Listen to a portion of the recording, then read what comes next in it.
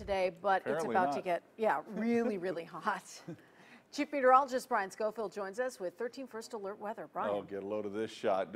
Is the pool bouncing, or is that our camera? Yeah, they're right. There's a lot of fist pumping out there. There's an excessive fist pumping watch right now. Look at that. That's the SLS pool. No, let's get closer in. Let's not zoom out. Let's see where the part, because I know a couple of our reporters are playing hooky in there right now. Look at that. Having way too much. Look at that. All together now. There it is. I won't do my best rendition. That just looks fun, period. Okay, so here's the setup.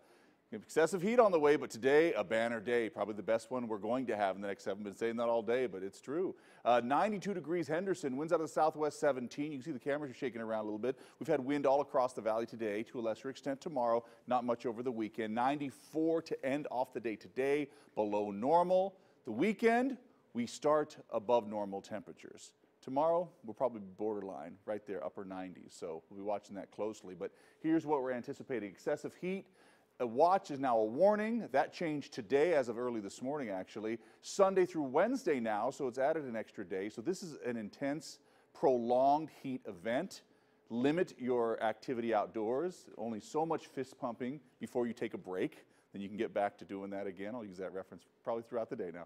Anyway, we definitely have some wind in the picture tonight. And really, it's been Boulder City that's seen 40+ mile-per-hour winds. Actually, a gust was at 48 miles per hour, but that's the only spot we can find to see the strong winds. I mean, maybe 36 Red Rock. This is the wind maker, still not doing much for high pressure that's in place. Clearing here. Jet stream is low, but not low enough to bring us the cooler air. It's the dividing line between all of this cool air to the north and the warm air to the south, and that warm air is going to stay south. Another thing that we're watching down to the south, just off the coast of Manzanillo, tropical system, not quite a tropical system yet actually, just a lot of clouds, but that should affect our weekend and drag in some clouds. At least that's what the forecast models are saying. We're talking about intense heat for Father's Day, even more so for next week. Look at that, Monday, Tuesday. We have not changed those numbers. We've not even tweaked them. We know we're going to get right there to records and even near records or just record-setting days. And then thereafter, didn't look like much fun either. Even with temperatures coming down a little bit, they don't get below 110. No.